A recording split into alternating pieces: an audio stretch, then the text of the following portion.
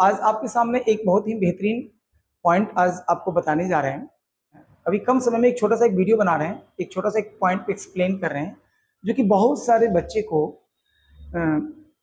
Examination, जैसे आप competition की बात करते हैं या कम्युनिकेशन की बात करते हैं, तो इसमें इंग्लिश की बहुत ज़्यादा इंपॉर्टेंट होती है। कौन सा चैप्टर? वो है मोडाल वर्ब, यानी मॉडल को मोडाल भी कोई लोग बोलते हैं, इसको मॉडल वो भी बोल सकते हैं, राइट। यानी हम सबसे पहले पढ़ने जा रहे हैं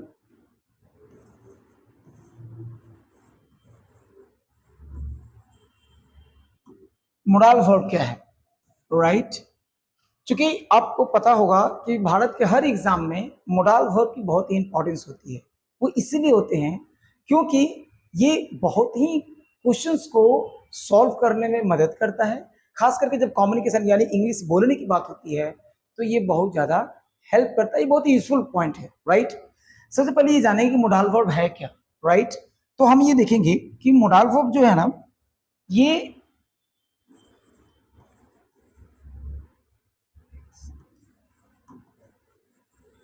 ऑक्सिलरी वर्ब का पार्ट है, राइट। ऑक्सिलरी वर्ब का ये पार्ट है। अब ऑक्सिलरी वर्ब को दो पार्ट में बांटते हैं, क्लियर। हम ये देखेंगे कि ये ऑक्सिलरी वर्ब के दो पार्ट होते हैं। कौन कौन होते हैं, राइट। एक होते हैं प्राइमरी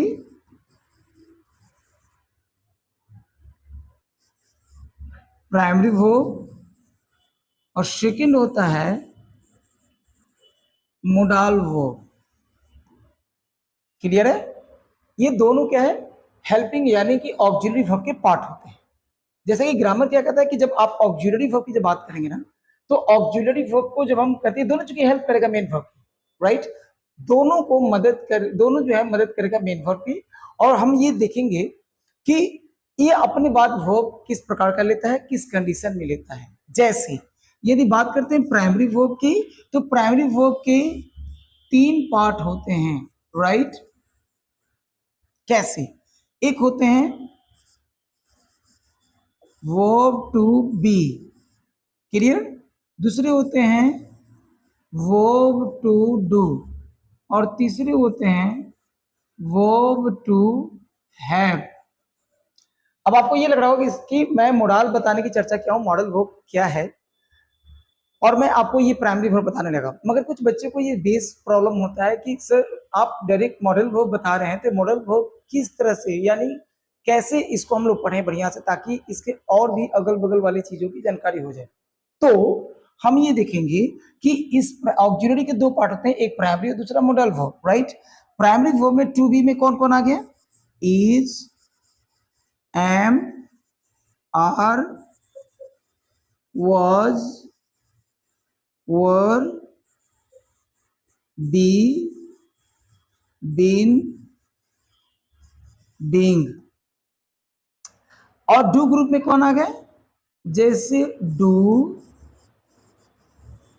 डज और डिड, क्लियर है।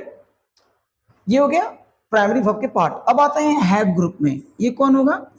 हैव, हैज और हैड। बोलिए, कोई दिक्कत?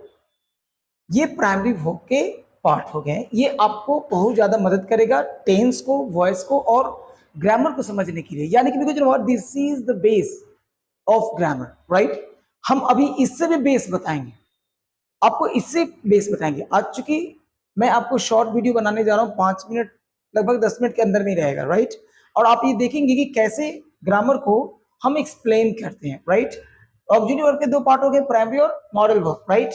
अब ये मॉडल वर्ब जो होते हैं ना, ये 13 होते हैं। कितने होते हैं? 13। आपको तो मालूम ही होगा ना, वो कैन, कुड, में माइट, जैसे लिख के बता दे रहा हूं। जैसे can, could, may, might, shall, should, will, would, ऐसे will, would, need not, dare not, use to, ought to, this all are the modal verbs. ये सब क्या है? मोडल वर्ब्स है, राइट। ये दोनों में अंतर क्या है हमको ये समझना होगा। दोनों में अंतर क्या है? प्राइमरी और मॉडल दोनों हेल्पिंग वर्ब है, but are both same? Are both same, क्या दोनों सेम है? राइट।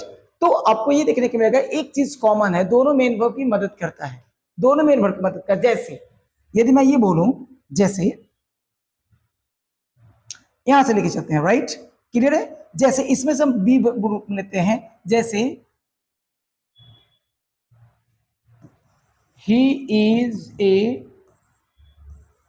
Boy, right. तो अब हम ये देखेंगे कि इज इस वाक्य में क्या है? वर्ब है, राइट। क्या है? वर्ब है। तो हम ये देखते हैं कि जब किसी वाक्य में सिंगल वर्ब आता है, that is called main verb. वो क्या कहलाता है? मेन वर्ब कहलाता है, क्लियर है। तो इस वाक्य में सिंगल वर्ब है, इसके बाद तो दूसरा कोई आया नहीं, तो इसलिए इस चीजों को जानने के लिए हम मेन वर्ब इसे कहेंगे, ये मेन वर्ब है, राइट। मगर यदि यही कहते हैं he is going to Patna, अब इस वाक्य में इज भी वर्ब है और गोइंग भी वर्ब है, आप ये देख रहे हैं, राइट। तो हम क्या देख रहे हैं कि इज क्या हो गया यहां, अब हेल्पिंग वर्ब हो गया, और गोइंग क्या हो गया? मेन वर्ब हो गया। तो ये इज मेन वर्ब भी होता है और हेल्पिंग वर्ब होता है, मगर ये मोडल वर्ब के साथ ऐसा नियम नहीं है। मोडल वर्ब कहता है कि मैं कभी मेन वर्ब नहीं बन सकता, right? And actually it is also a matter of the fact that modal verb never becomes the main verb in a sentence, never, it always needs the main verb। ये हमेशा main verb की तलाश करता है, यानी इसे main verb चाहिए। It can never come in sentence alone, ये कभी वाक्य में अकेले नहीं आ सकता है। Actually it always needs main verb after just itself, right. ये अपने बाद तुरंत मेन वर्ब चाहता है, मगर फिर दोनों में क्या अंतर है? मेन वर्ब तो इसको भी चाहिए, इज एम और do does did have has had को भी मेन वर्ब चाहिए। जैसे यदि मैं ये बोलूं,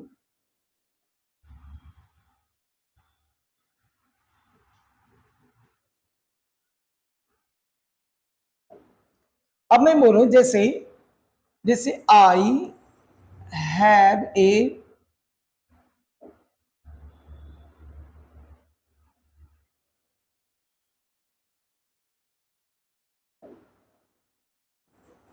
आई हैव ए कार, क्या समझ में आ रहा है? यहाँ हैव क्या है भाई?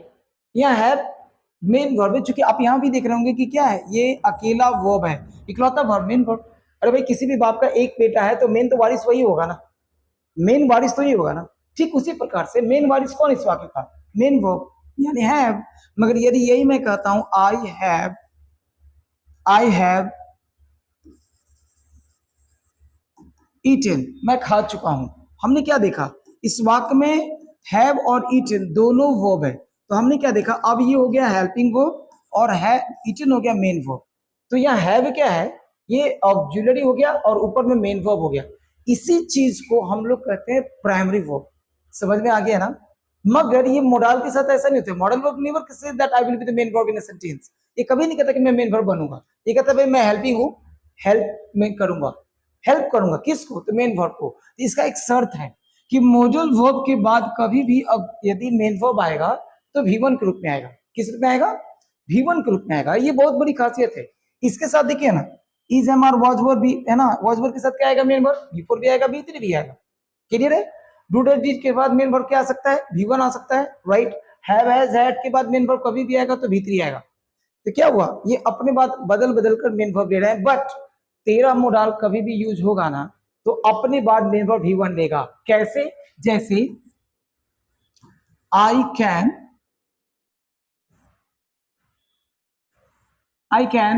Play, clear.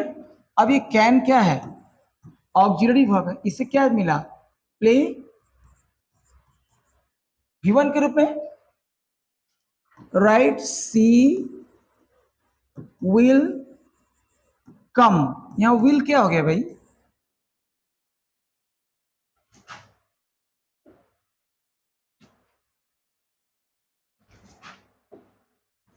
राइट, विल क्या हो गया?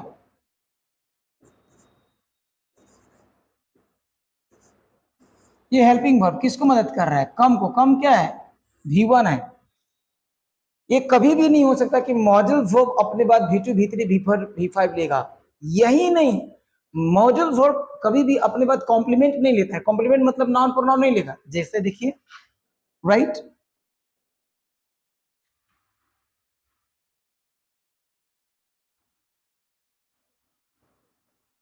राइट, मॉडल वर्ब कभी भी अपने बाद नाउन प्रोनाउन एडजेक्टिव नहीं ले सकता। जैसे बाद में जो कहते हैं सी कैन पटना, कभी नहीं होगा। क्या ये सही है? क्या है पटना? कभी सेंटेंस सही नहीं कर सकता है। यहाँ ये गलत हो गया, राइट। यदि मैं ये कहता हूं I will honest, it is meaningless. ये मीनिंगलेस है, इसे कोई अर्थ ही नहीं निकल सकता है। क्यों? क्योंकि ये ऑनेस्ट क्या हो गया, ये कॉम्प्लीमेंट है। यानी ये सब्जेक्ट के बारे में कहना चाह रहा है, तो विल आ गया यहाँ पे। विल कह रहा है कि मैं तो हेल्पिंग हूं, मेरे को तो V1 चाहिए। तो ये V1 है क्या? Honest can never be the V1। Honest का भी V1 है, ये एडजेक्टिव है जो कि सब्जेक्ट के बारे में कहना चाह रहा है, इसलिए ये क्या है, थोड़ा अभी अनुभव नहीं है तो इसलिए दिक्कत हो सकते हैं। Don't worry, right. जैसे ऑनेस्ट, यही चीज है। तो यहां ये वाक्य में ये गलती हो गई, ये कॉमन एरर है भाई। यानी इस तरह के वाक्य अगर जो आ जाए एग्जाम में, तो हमको समझना होगा कि ये गलत है। इसको हम कभी भी किसी एंगल से सही नहीं कर सकते हैं, क्योंकि ये मॉडल वर्ब है ना। क्या है ये? विल क्या है? एक मॉडल वर्ब है, और modal verb never requires complement just after itself, कभी भी कॉम्प्लीमेंट नहीं लेता है। और हमने क्या कर दिया यहाँ पे, कॉम्प्लीमेंट ले लिया। और कॉम्प्लीमेंट किसे कहते हैं? जो सब्जेक्ट के बारे में बतावा वही कॉम्प्लीमेंट कहलावा। यानी कि ये क्या है, ऑनेस्ट क्या है, एक कॉम्प्लीमेंट का काम कर रहा है। और विल कहता है कि मैं तो ऑक्सिलरी हूं, मेरे को तो कॉम्प्लीमेंट चाहिए ही नहीं चाहिए। तो फिर कॉम्प्लीमेंट आ जाएगा तो एग्जाम में कॉमन ईयर हो जाएगा। बच्चे समझते हैं कि मैं कोई भी चीज को यूज कर सकता हूं, नहीं। हमारे चाहने ना चाहने से कुछ नहीं होता है, सब कुछ होता है रूल से। यदि बाद में if you don't have strong rule of the grammar, you know what, केवल ग्रामर में नहीं, दुनिया का हर विषय को पढ़िए, रूल से चलता है भाई। रूल नहीं है, आप आउट ऑफ सिलेबस हो गए, यानी कि आपके पास कोई लॉजिक नहीं। तो यहाँ रूल है। मॉडल वर्ब और प्राइमरी वर्ब दोनों चूंकि मेन वर्ब को हेल्प करता है, दोनों क्या है, ऑक्सिलरी वर्ब के ही पार्ट है। ऐसे कर सकते हैं कि ऑक्सिलरी वर्ब के दो औलाद, इसके दो औलाद हो गए, कौन? प्राइमरी और मॉडल वर्ब, राइट। ये दोनों मेन वर्ब की हेल्प करेगा, बट दोनों में सिमिलैरिटी नहीं है, दोनों में डिफरेंस है। डिफरेंस क्या है? प्राइमरी वर्ब मेन वर्ब भी बन सकता है और हेल्पिंग वर्ब भी। बट मॉडल कहता है कि मैं ऐसा कभी नहीं करूंगा। मॉडल कहता है कि भाई मैं हेल्पिंग हूं तो हेल्पिंग बनूंगा, किसी भी कंडीशन में मेन वर्ब नहीं बन सकता, right. Point one. Point next, ये जो होता है ना प्राइमरी वर्ब, ये मेन वर्ब अलग अलग रूप में लेता है, कंडीशन चेंज करता है। जैसा कि मैंने आपको एग्जांपल बताया कि is am are was were, ये V4 लेता है। डू डज डिड क्या लेता है? V1 लेता है। और हैव हैज हैड जो लेता है V3। ये फैक्ट है ग्रामर का, ये बदलने वाला नहीं है। बट मॉडल वर्ब कहता है कि नहीं, मैं ऐसा नहीं करूंगा, मैं जब भी लूंगा अपने बात तो मेन वर्ब V1 लेंगे, जो कि मैंने यहाँ पे लिख दिया है। आप कभी भी किसी तरीके के एग्जाम में बैठेंगे ना, तो आपको यदि V1 के बाद दूसरा कोई वर्ब दिया है ना, वहीं पे वो कॉमन ईडर। मैं आगे बताऊंगा वीडियो में, जैसे हम बताएंगे ना कि कैसे गलती होती है एग्जाम में, बच्चे जाने अनजाने में कैसे गलती करते हैं, तो हम उसको बताएंगे, मगर अगले वीडियो के लिए। पहले आप देख लीजिए थोड़ा सा कि ये चीजें हैं। अब हम ये देखते हैं कि मॉडल वर्ब जो होता है ना, और प्राइमरी वर्ब में एक और डिफरेंस क्या है कि प्राइमरी वर्ब सब्जेक्ट के अनुसार चेंज होता है, राइट। जैसे आई है तो एम हो जाएगा, ही है तो इज हो जाएगा, यू है तो आर हो जाएगा, राइट। ठीक उसी तरह से डू डज में क्या है, सी ही ईट नेम तो डज हो जाएगा, आई वी यू दे तो डू हो जाएगा। हैव हैज हैड में क्या अंतर है भाई, वी यू आई दे के साथ हैव होगा, ही सी इट नेम के साथ हैज होगा। मगर ये मॉडल कहता है कि मैं ऐसा नहीं हूं, मैं सारे सब्जेक्ट के साथ इक्वल आऊंगा। जैसे यदि मैं ये बोलूं सिंपल, जैसे आई कैन प्ले, राइट, तो सी कैन प्ले, देखिए तो चेंज नहीं हुआ। ठीक उसी तरह से वी कैन प्ले, हमने क्या देखा, सब्जेक्ट प्लुरल है तो भी कैन आया, सब्जेक्ट सिंगुलर है तो भी कैन आया। ये ग्रामर का फैक्ट है। सब्जेक्ट आई आ गया, इसके बावजूद भी कैन आ गया, कभी चेंज होना ही नहीं है भाई, यही ग्रामर का फैक्ट है, राइट। तो मैं आपको बता रहा था कि मॉडल वर्ब ग्रामर के ऐसा चैप्टर है जो भारत के हर कंपटीशन में बहुत इंपॉर्टेंट होते हैं। इसके साथ साथ यदि बाद if you want to learn communication skill, then my dear students, तो आपको मॉडल वर्ब पे कमांड करना होगा। और इसी खासियत है, इसका पैसिव फॉर्म भी होता है, राइट। बट मॉडल वर्ब जितना आसान समझते हैं और जितना छोटा लोग समझते हैं वो है नहीं। मॉडल अपने आप में एक बहुत बड़ा चैप्टर है। बाद में if I teach you in details, यदि मैं आपको डिटेल में बताऊं तो it will take long time, right, ये लंबा समय लेगा। So therefore I will teach you modal verb when I will come systematically and continuously, right. तब मैं आपको डिटेल में बताऊंगा और आपको बढ़िया भी लगेगा। आज का वीडियो ये कैसा लगा? मैंने बहुत कम समय में छोटा बनाने का प्रयास किया, तो देखिए अच्छा लगा तो जरूर कमेंट करें और अपने मित्रों को भी बताएं, शेयर करें, और मिलते हैं अगले वीडियो में। Till then good luck, thank you, take care, bye.